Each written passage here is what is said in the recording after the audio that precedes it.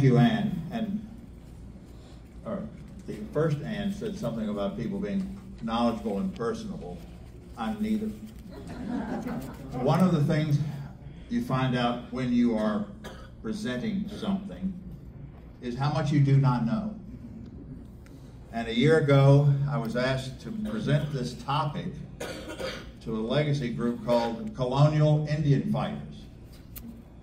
And I did, and I guess one's spouse, partner, she had to sit through, my gosh, I don't know that, you just don't. Like many of you in the room, I went to elementary school in Virginia in the 1970s. And we all had this book. And I refer to it when I'm doing a topic about Virginia. Now, the thing about this book, it was really edited by the Virginia General Assembly.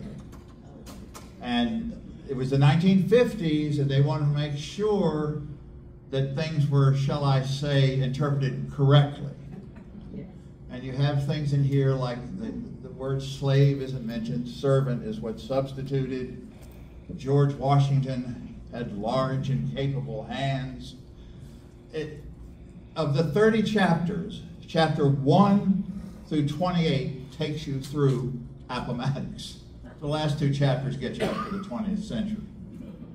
But there's a chapter on Bacon's Rebellion.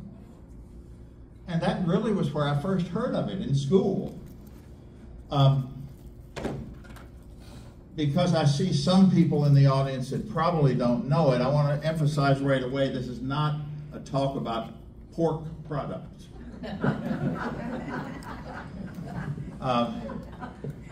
So I had made this once before, and it is nice to be invited back here. I was here a couple of years ago, but I was really taken aback when a group that I normally speak to around Valentine's Day, they have a banquet for women, didn't invite me this year and replaced me with an Elvis impersonator. So you could have done that.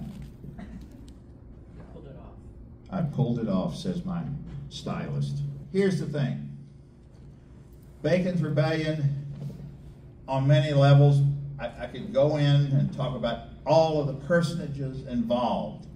But what I found in doing this research that I began last year is something that really affected the entire strand of history afterwards.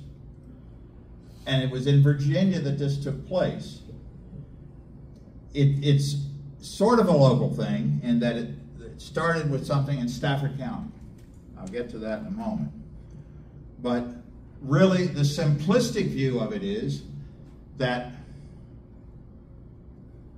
it's little guys fighting the big guys and fighting Indians.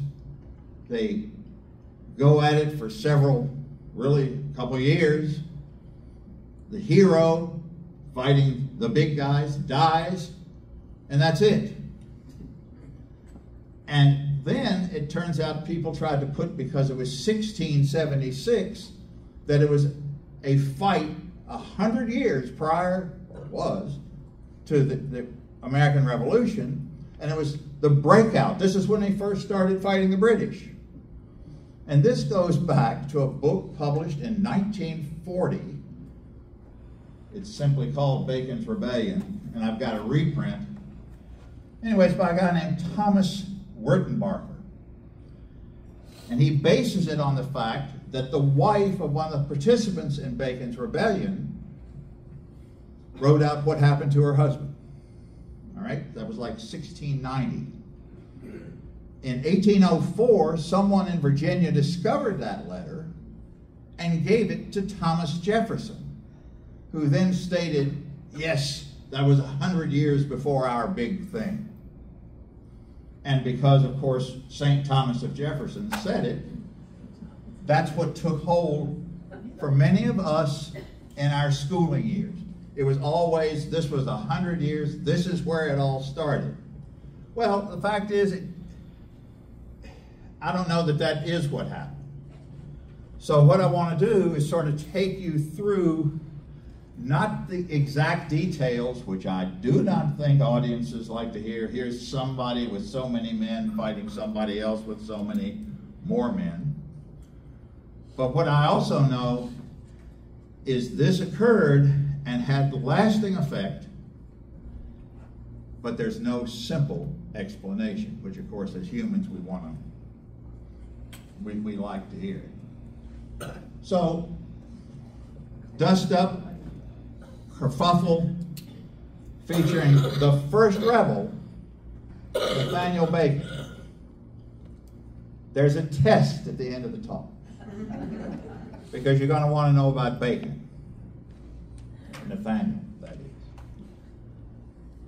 I divide this into several sections, and the first is, let's talk about who was here in the colony. The Indians. They controlled it, all right? It was their land. In 1607, this group in 3 ships sails up what we now call the James River, and they establish a community that they named Jamestown. And right away, your minds go to that triangular fort that was created there. And that's what they did at first. And by doing that, though, they're on Indian land. And they kept infringing on that because they needed to try to grow crops. The history of Jamestown is fraught with problems. It almost failed as a settlement. But by 1620, after all of that, for a little over 10 years, there were about 1,800 Englishmen in this colony. All right?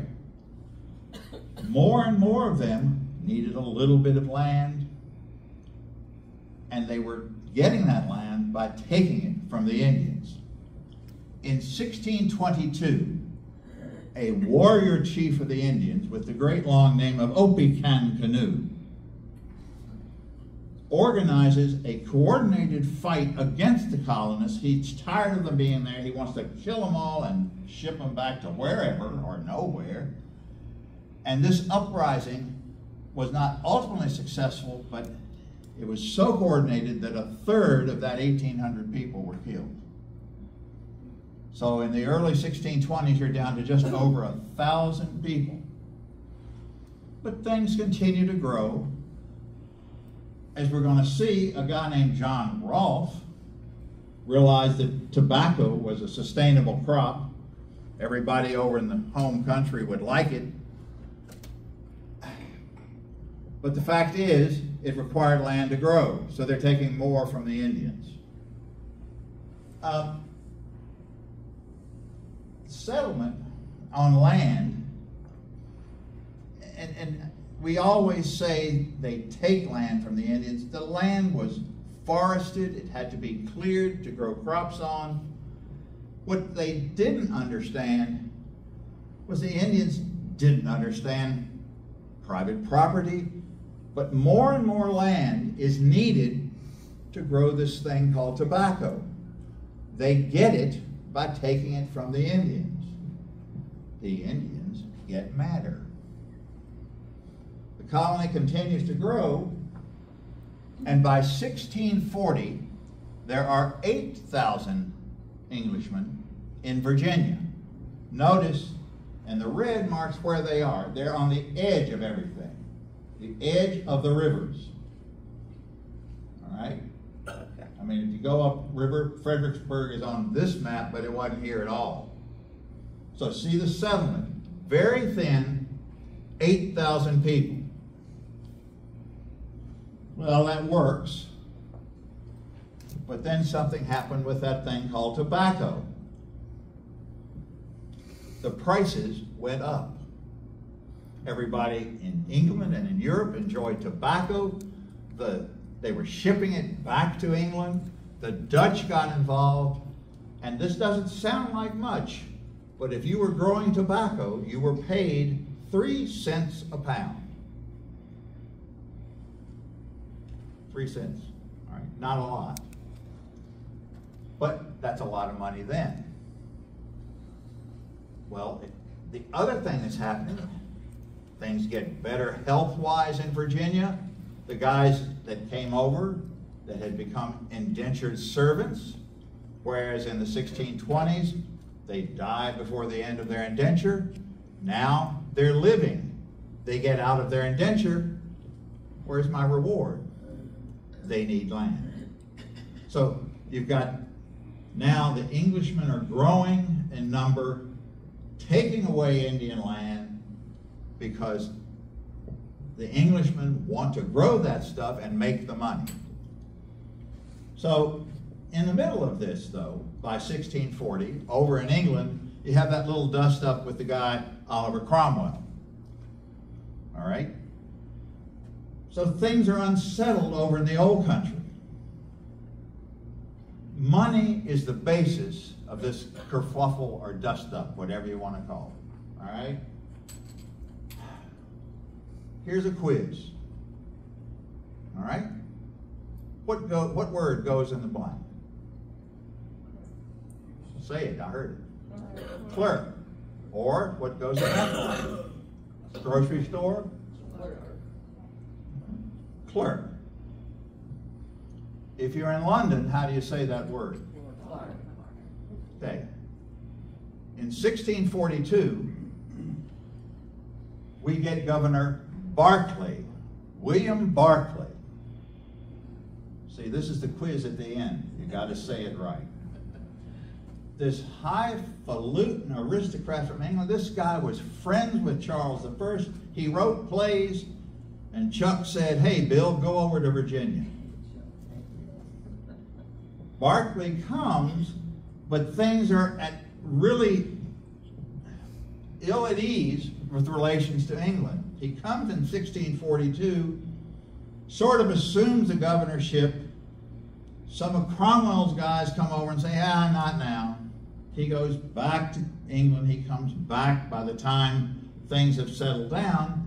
And he's the guy, as things are changing in England, who tells all the non-Cromwell crew, the gentlemen cavaliers, to come to Virginia. Berkeley brings another whole group here. So by the time things end in England in 1650, you got more and more Englishmen here taking more and more land and making good money.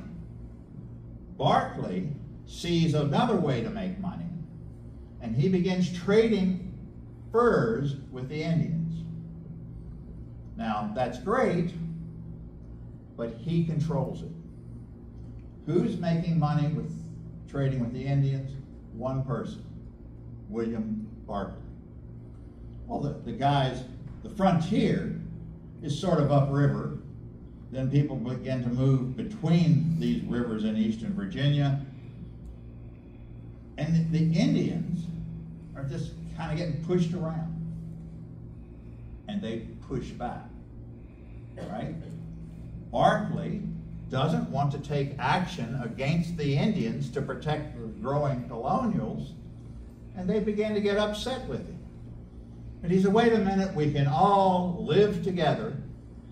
And he tries by 1660 to make peace with these Indians. Now, I want to send you on a field trip. I could not get permission to take a photo of this, but if you go across the river, down Route 3, there's a Potomac Indian enclave there on the right. And by the way, it is a worthy trip that will take you only a short time, several rooms that are very interesting. But in one is this silver disc. And Berkeley gave several tribes this silver disc to indicate, hey, we're at peace with you. And the Potomac Indians got one of those discs, and it's on display there.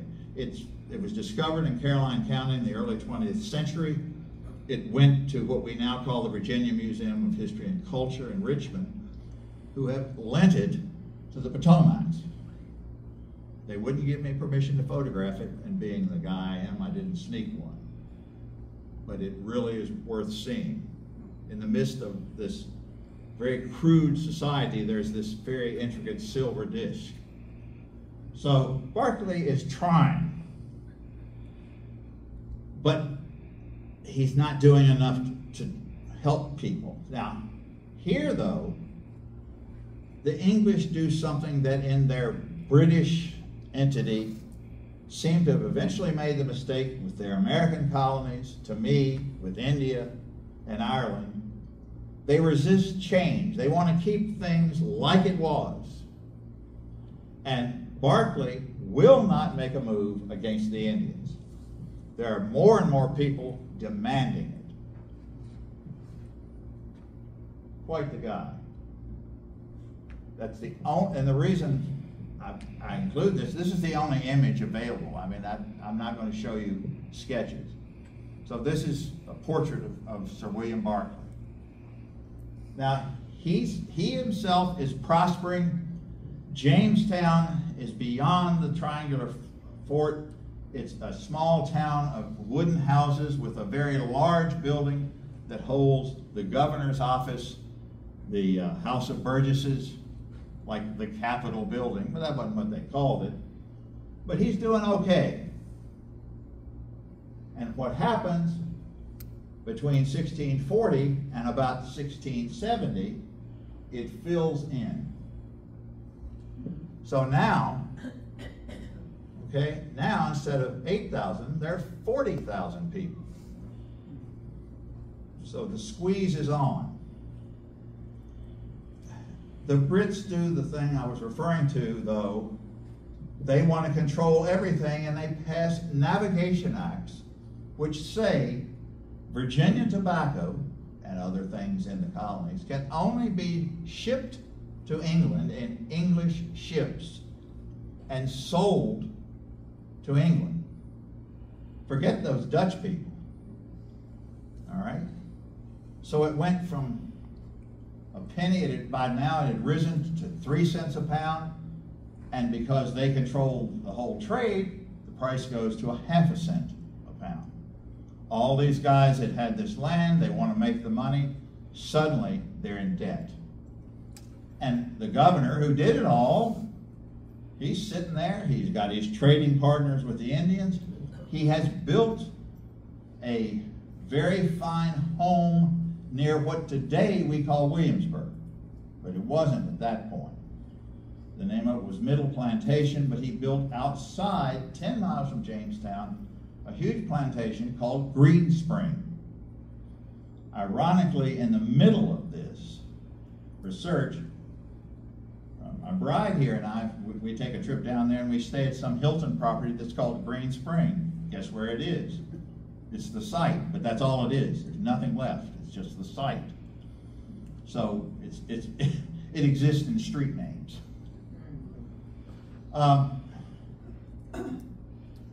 Notice opposite the word Fredericksburg that settlement, new settlement, and the blue line extends up. Well, it says Woodbridge. They made it settling as far as what today we call Theodore Roosevelt Island in the Potomac, right around the Lincoln Memorial. But still, scattered settlement. So, enter Nathaniel Bacon.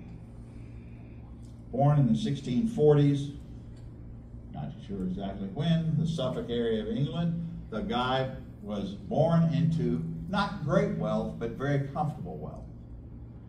He gets a fine education, several schools in Oxford.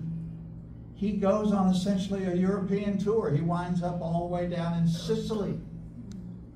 He comes back home and he starts reading the law and somehow makes an error of judgment. And no one has ever proved what he did. Where am I going? There I am. But he was accused of stealing money from a neighbor in some legal transaction. The English were coming for him. Dad gives him 1,800 pounds sterling and secretly ships him off to Virginia. That's worth $450,000 today. Here you go, son. Just take off. Take the money and run. Yeah, take the money and run. Thank you, Nancy, yes. So he shows up here in 1674. He has a farm, a property down near Jamestown, but he buys upriver near what is today Richmond, Curl's Neck. The James curls around, so he's up there, but the problem is that's the frontier. So he's butting up against the Indians. He takes matters into his own hands and starts killing Indians. Not good, because that disrupts the fur trade for Governor Barclay. So, to try to get Bacon in the midst of things, Barclay goes to his personality, which is keep your enemies close, and he makes Bacon a member of the Colonial Council. Elevated. It turns out Bacon is distantly related to Barclay's wife. Oh, this is going to be great. That means everything will be okay. No. Bacon and his friends keep pushing back. Then in the summer of 1675, in that place called Stafford County, Dogue Indians, and Dogue is a place name in King George County, they kill colonial cattle and a colonist and escape across the Potomac River to the colony of Maryland. Local men, including John Washington, that would be George's grandfather, go after them in Maryland without saying, hey, can we come over? They kill the wrong Indians. In other words, they're trying to get retribution for what happened, and they kill the wrong people, which inflames everyone, and suddenly, colony-wide, they're Indians fighting the colonials. Bacon says, we can't have this, and demands, Governor, do something about it. This goes on for several months, and by 1676, Bacon has gathered 500 men and marches on Jamestown to demand that the governor do something about these Indians. Barclay promptly arrests him. Now, you're going to see a character trait of Barclay that I believe is part of the problem. He arrests him, declares him in rebellion. Okay, spring of 1676. Bacon said, oh, I'm sorry. Barclay said, oh, well, then that's okay. Just take him out of the leg irons. He's okay. And Bacon is there and not openly fighting Barclay, but obviously still talking the talk of these guys got to do more for us. And Barclay changes his mind, re-arrests Bacon, and re-declares him a traitor. So this flip-flop. Now again, you've got to not envision the early triangular fort. Jamestown is a town, literally. Dirt streets, but houses, it's on a grid. Wherever they put Bacon, his compatriots help him escape, and he goes back upriver. Barclay emphasizes this man's in rebellion. He says, that's it, no more self-government. And that makes everybody else mad. So Barclay's forced to call what is colloquially called the Bacon Assembly. And the people upriver elect Bacon as their representative, and they all descend on Jamestown. What are you doing here, says Barclay. Well, I've been elected. Oh. And Barclay refuses, though, to do anything about the Indian problem. Bacon doesn't like it. His men rise up against Barclay, and there's a very dramatic, it would have been a Kodak moment. Barclay rips his shirt open and says, well, by God, I'm the boss, shoot me. That's the only way you're going to get away with this. Well, and basically he called Bacon's bluff. Can't do that. Well, let's see what the General Assembly can do, but he never got to solving the problem. Bacon's guys go back up. Barclay declares them again in rebellion. Now we're to the June of 1676. People are just in a roll. And there's fighting throughout the colony. The largest group, led by Bacon, he controls out of the 40,000 at least 15,000. All right? And probably many of the others. Barclay flees to the eastern shore, to Accomack County, where he has yet another property, and sort of he sequesters himself there. Bacon's guys come to Jamestown. By July, Bacon and his compatriots essentially control the colony. Barclay's over there on the eastern shore. Bacon's guys establish what they call a declaration of the people. In other words, by God, here's what's wrong. The taxes are unfair. You've only got your cronies in office. You've got a monopoly on the fur trade. Like if he'd have let them have some of the fur trade, none of this might have happened. And they're saying he's too pro-Indian. 4 things.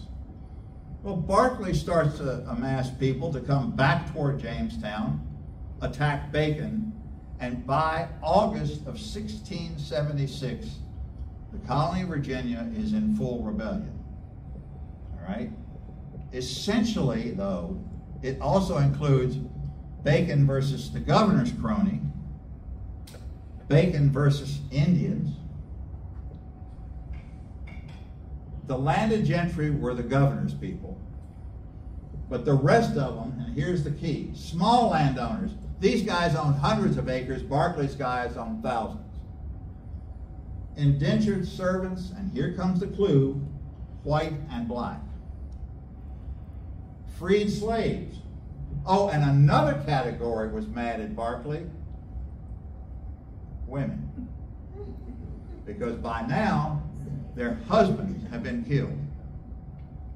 You see how everybody's mad? Well, Barclay ignores this. Leading landowners are signing this document. They support it. Barclay comes from the eastern shore back to Jamestown and declares Bacon is a rebel.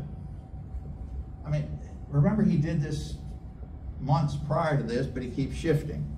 Now, by mid-September, Barclay is once again forced to leave and go to the eastern shore. And that's right, I was trying to show that that's Green Spring. I was inland. And Bacon issues this command about Jamestown. Lay it level to the ground, burn it down. And they burned Jamestown. I mean, this is no little party. This is a full-blown rebellion. It's just not going well for Barclay. Word has gotten back to King Charles the second, and so he has sent a commissioner. And of course, the problem is it's not instant communications, right? Doesn't have one of these. So the guy who Barclay or the king has sent toward Virginia back in February, just arrives in the middle of this. But he can't do anything. It gets worse, and particularly there in the area between Jamestown and the Rappahannock River, the York River, all that middle area is just in one constant fight. But then, unfortunately, what happens, Bacon suffers from dysentery and dies. It's like you take a balloon and a pin to it, and what was in rebellion falls. It's over. Yeah, they're fighting on. Barclay begins to try to mop up operations, which of course angers more people. The king sends even more official English men to help and support Barclay. They don't arrive till January of 1677. And they have orders, hey, Barclay, you've messed this up. Get back to England and explain yourself. It takes 2.5 years for the new guys to settle things down. Now, still it's not peace. And I've tried not to go over each battle, but you see it's just been back and forth, and in the middle of it, Barclay keeps saying, you're a traitor, you're not. You're a traitor, you're not. And by the spring of 1677, he's been ordered back to England. He doesn't go.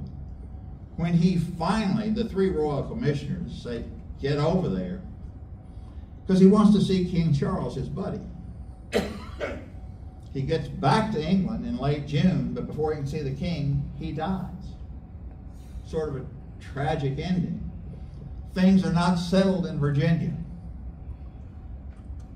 And that's it. It's dramatic, but unless I frankly feel like I bore you with each battle, you've just heard it. Who won? Right? Now, remember this guy,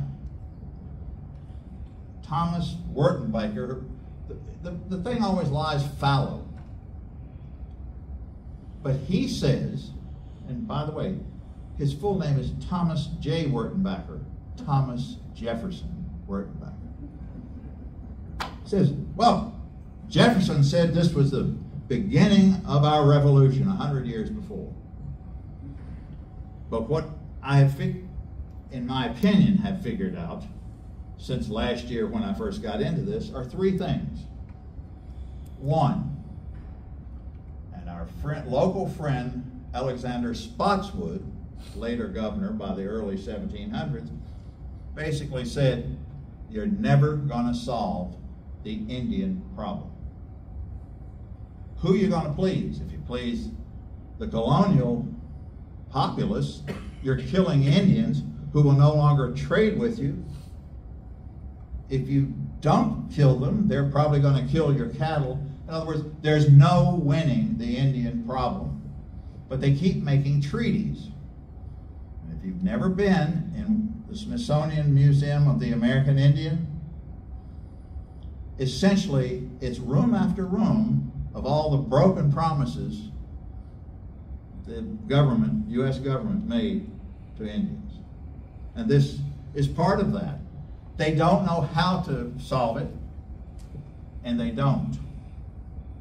And that is my opinion. But what I did is come up with that and 2 more things.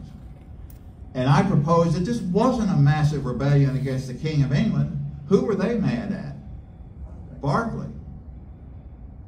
So I don't think it could be said it's the embers of the 1776. But boy, here's what it did. And it affected not just us, but the entire country. I forgot this one. They did build a series of forts to fight the Indians. This is an artist's rendition of the local one, which the site sits on the 10th tee at Fredericksburg Country Club. All right. But what else they did, the third thing they did, we all know the concept of primogeniture. Across the street, Fielding Lewis was shopkeeper because the older brother got everything else. The oldest son in English society inherits everything. And Dad, you take the rest of your sons and you make them into doctors, lawyers, Indian chiefs, or in Fielding's place, merchants. Daughters, you marry off. Oldest son gets everything. But these guys, in analyzing the rebellion against authority, remember that list of people, and the one element that worried them the most were the slaves and freed blacks that were involved in this rebellion. And they decided they couldn't have that, and they came up with the concept that basically ingrained slavery in Virginia and the American colonies. Partus sequitur ventrum.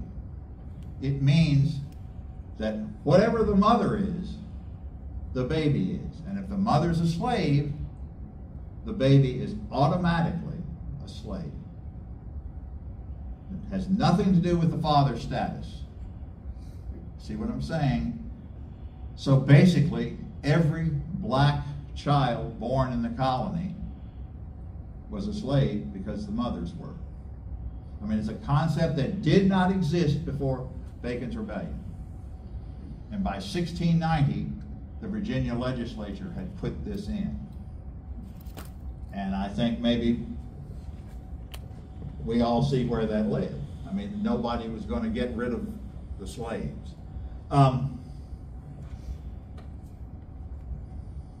Thank you.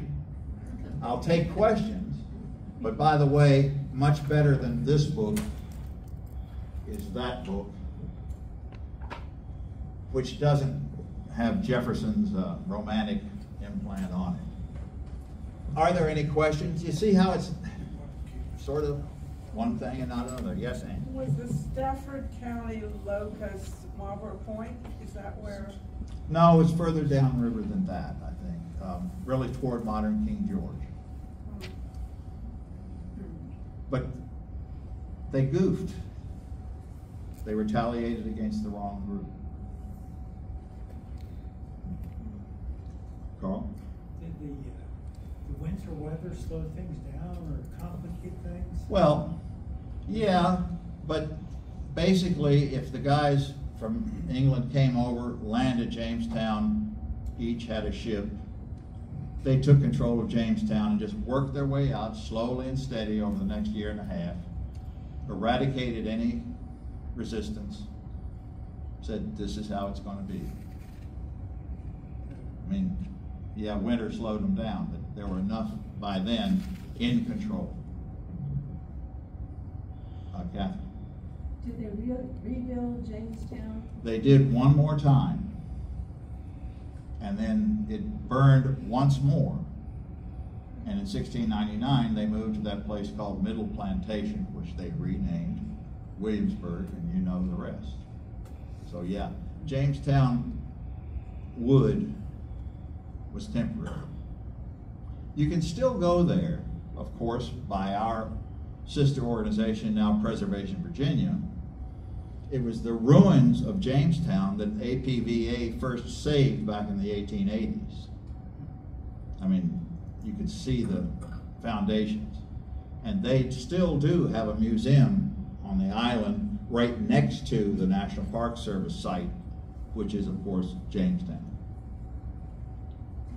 So the ruins of Bacon's Castle are I keep forgetting about it because there's another APVA property called Bacon's Castle in Surrey County. And I've been there. Yes, sorry. She asked about the ruins of Bacon's Castle, which is the name of a property standing in Surrey County, still owned by Preservation Virginia. It's named that because his supporters were there. He was never there. His supporters were, and thus it took the name. And what has happened since then, the place has been added onto. It's a lovely visit. Get some ham while you're there. That's a pork product. Yes, sir. Do we know how many casualties there were? Do we know how many Indians were killed? No, well, it would only be estimates, okay? And I saw several different estimates, so I didn't hone in on that. Let's just say that eventually the colonial governors, the king's side, had enough people just to take the stand. And as I said, there were 40,000 people there at the time. Now, Berkeley, before he went back to England, started hanging people. And he saw to it that like 23 people were hanged before he shipped back to England. King Charles, whose father was, of course, beheaded as part of the revolution in England, said, "My God, that old man has killed more men than I did for the killing of my father." In other words, Berkeley did lash out and do that. But a number of casualties out of 40,000 would be the low thousands, I would guesstimate. Indians, really not much more than that because they weren't as concentrated a population. Could you add some more to the whole conflict in terms of, you mentioned how many people were fighting each other, were they just individual skirmishes? Did he have a standing militia or army of his own? Were there standing armies or militia? No, not really, but Bacon amassed a group of 500 people on one of his marches to Jamestown. But this was a conflict that was not massive battles, but a battle near Jamestown, one on the Northern Neck, one near here, one in Southside Virginia. That's why they were around what's called Bacon Castle. So we're not talking massive groups of men fighting other massive groups.